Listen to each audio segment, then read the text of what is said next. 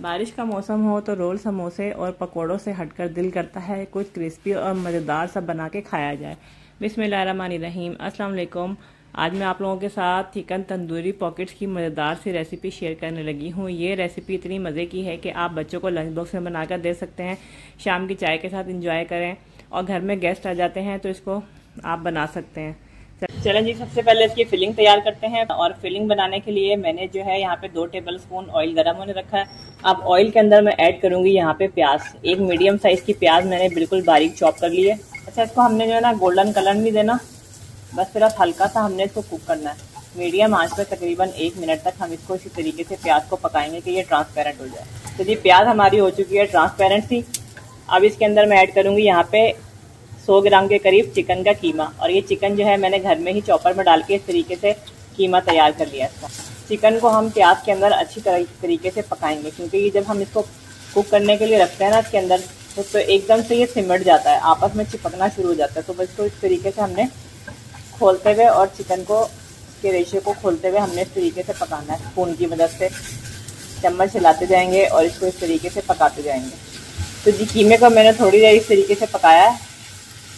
اب اس کے اندر کچھ مسالے اور لہسن ادرک ہم نے ڈالنا ہے، چلیں وہ چیزیں اس میں ایڈ کر دیتے ہیں۔ سب سے پہلے ڈالیں گے اس کے اندر لہسن ادرک کا پیسٹ 1 ٹیبل سپون، کوٹی ہوئی لال مرچ ڈالیں گے اس کے اندر 1/2 ٹی اسپون، ہلدی پاؤڈر جائے گا اس میں 1/2 ٹی اسپون، نمک اس کے اندر ایڈ کریں گے 1/2 ٹی اسپون سے کم۔ اچھا جی، اب کیونکہ ہم بنا رہے ہیں یہ تندوری پاکٹس، تو اس میں ڈالیں گے ہم یہ تندوری مسالہ 1 چمچ بھر کے۔ مسالے ڈالنے کے ساتھ ہی میں اس کے اندر ایڈ کر رہی ہوں یہاں پہ دہی، 3 ٹیبل سپون دہی ڈال دی اس کے اندر، اور اسی کپ سے میں تھوڑا سا اس کے اندر پانی ایڈ کر رہی ہوں جس سے ہم نے یہاں پہ دہی ڈالی ہے۔ اس کو اچھے طریقے سے ہم نے مکس کرنا ہے اور سب چیزوں کو پکا لینا ہے، کیونکہ یہ چکن کا قیمہ ہے، یہ تو جلدی سے گل جائے گا۔ دیکھ رہے ہوں گے چکن جو ہے آپس میں اس طریقے سے چپک رہا ہے سارا قیمہ، تو اس کو آپ نے اسپون کی مدد سے اس طریقے سے توڑتے رہنا ہے اور اس کو پکاتے رہنا ہے، تاکہ جب ہم پاکٹس بنائیں تو یہ ہماری پاکٹس خراب نہ ہو۔ تو یہ ہمارے تندوری پاکٹس کا جو قیمہ ہے یہ بالکل ریڈی ہو چکا ہے، سارا اس کا جو پانی تھا وہ ڈرائی ہو گیا، اور آپ دیکھ لیں قیمے کو میں نے اس طریقے سے اچھے طریقے سے چمچ کی وجہ سے پریس کرتے ہوئے اس کو توڑ دیا ہے، تو یہ بالکل ایک قیمے کی فارم میں آ گیا ہے جیسے قیمہ ہوتا ہے، بالکل باریک باریک ریشے ہو گئے ہیں اس کے۔ یہ ہمارا قیمہ تیار ہے۔ لاسٹ میں اب اس کے اندر میں ایڈ کروں گی شملہ مرچ، ایک چھوٹے سائز کی شملہ مرچ لے کے اس کو بالکل باریک چاپ کر لیا ہے، اور تھوڑا سا اس میں ڈالیں گے ہرا دھنیا۔ آنچ میں نے ابھی چولہے کی بند نہیں کری ہے، تو آنچ ابھی اس کی تیز ہی ہے، بس تھوڑی دیر میں اس کو پکا رہی ہوں شملہ مرچ ڈالنے کے بعد، کیونکہ شملہ مرچ کا اپنا بھی جو ہے پانی ریلیز ہوتا ہے، اسی لیے میں نے اس کی آنچ تیز کی۔ اگر آپ کوئی اور سبزی اس میں ایڈ کرنا چاہتے ہیں، کارنز ہو گئے، ہری پیاز ہے، گاجر یا کوئی بھی سبزی آپ کو جو پسند ہوگا اس میں ڈالنا چاہتے ہیں تو آپ ڈال سکتے ہیں۔ بس جی ہماری یہ ریڈی ہو چکی ہے فلنگ۔ اب اس کا فلیم میں نے آف کر دیا اور اس کو ٹھنڈا ہونے دیتے ہیں۔ تو جی فلنگ ہماری ٹھنڈی ہو چکی ہے۔ اب اس کے اندر میں نے ایڈ کرنا ہے 2 ٹیبل سپون میونیز۔ میونیز ڈالنے سے ہمارے جو یہ پاکٹس ہیں ان کا جو فلیور ہے بہت کریمی ٹیکسچر کا ہو جاتا ہے۔ اس کو ہم نے مکس کرنا ہے، اور ہماری یہ مزیدار سی تندوری فلنگ ریڈی ہو چکی ہے۔ چلیں ہم باقی کام کرتے ہیں، پاکٹس بنانا شروع کرتے ہیں۔ تو جی اس کی پاکٹ بنانے کے لیے میں نے یہاں پہ لیے بریڈ کے سلائسز، اور یہ بالکل فریش والی جو بریڈ ہے اس سے ہم بنائیں گے۔ اگر آپ رکھی ہوئی بریڈ استعمال کریں گے تو آپ کی جو پاکٹس ہیں وہ خراب ہو جائیں گے۔ تو سب سے پہلے ہم نے جو ہے اس کے کنارے کٹ کرنے ہیں، تو سب طرف سے میں اس کے کنارے کٹ کر لیتی ہوں۔ اچھا جی، بریڈ کے سارے سلائسز جو ہیں یہ کنارے میں نے کٹ کر لیے ہیں، ان کناروں کو ہم نے ویسٹ نہیں کرنا، اسی کے ہم بریڈ کرم بنائیں گے۔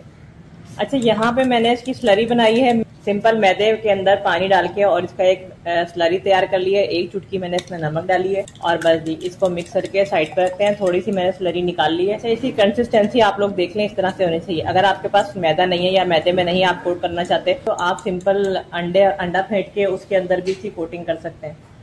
پاکٹس بنانا شروع کرتے ہیں۔ ایک یہاں پہ میں نے بریڈ کے سلائس لے لیا ہے، اس کو ہم نے اس طریقے سے فلیٹ کرنا ہے ایک بیلن کی مدد سے۔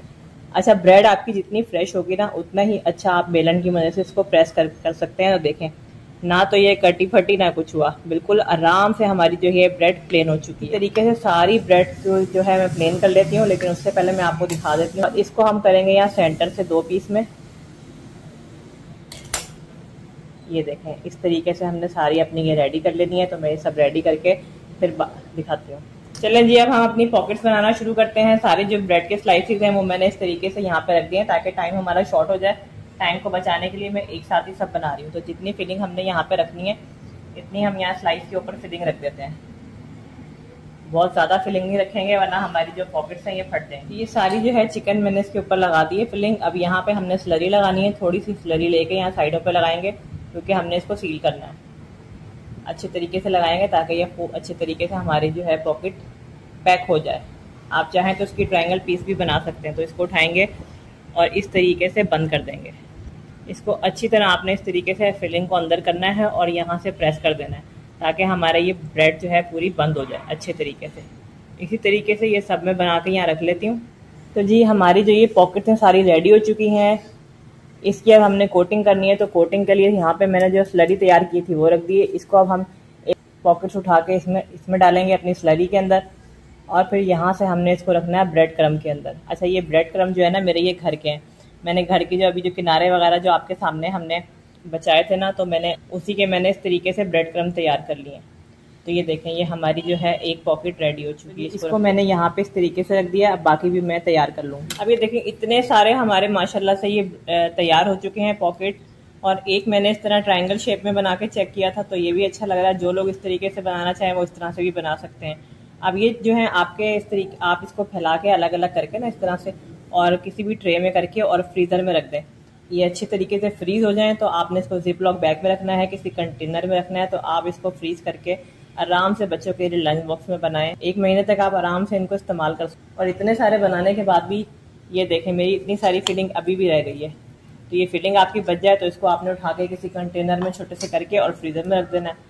اس کو آپ کسی اور چیز میں بھی استعمال کر سکتے ہیں۔ چلیں جی اب اس کو ہم فرائی کرتے ہیں۔ اب ہم نے اپنے یہ سنیکس جو بنائے ہیں ان کو فرائی کرنا ہے۔ آئل میں نے گرم ہونے کے لیے رکھ دیا تھا پہلے سے ہی، تھوڑے سے تیز آئل میں ہم نے ان کو فرائی کرنا ہے کیونکہ سب چیزیں تو یہ پکی ہوئی ہیں، اور بریڈ بھی جو ہے اگر ہم ہلکے ٹھنڈے آئل میں ڈالیں گے تو بریڈ جو ہے آئل کو سوک کر لیتی ہے۔ اچھا سا گولڈن سا کلر آنے تک ہم نے ان کو دونوں سائڈ سے پکانا ہے۔ اب اس کو میں ایک فورک کی مدد سے اسی طریقے سے الٹ پلٹ کے بناؤں گی، کیونکہ ان چیزوں کو آپ اس طریقے سے اگر ایک ایک کر کے سنیکس کو ان کو فرائی کریں گے تو یہ بہت ہی اچھے سے فرائی ہوتا ہے۔ یہ دیکھیں اس طریقے سے ہم اس کو الٹ پلٹ کرتے رہیں گے، گولڈن کلر آتے ہی اس کو نکال لیں گے۔ یہ جی ہمارے سنیکس ہو چکے ہیں ریڈی۔ اب اس کو میں ڈش آؤٹ کرنے لگی ہوں۔ دوسرے ہیں یہ میں اور فرائی ہونے کے لیے ڈال دوں گی اس کے اندر۔ ذرا چیک تو کریں کتنے کرسپی اور مزیدار سے ہمارے یہ سنیکس بن کر ریڈی ہوئے ہیں۔ میری آج کی یہ ریسیپی آپ لوگوں کو پسند آئی ہو تو کمنٹ کر کے بتائیے گا ضرور۔ چینل پر نئے ہیں چینل کو سبسکرائب کر دیجیے، ویڈیو کو لائک اور شیئر کرنا نہ بھولیے گا، اور مجھے اپنی دعا میں یاد رکھیے گا۔ ملتے ہیں نیکسٹ ویڈیو میں، جب تک کے لیے اللہ حافظ۔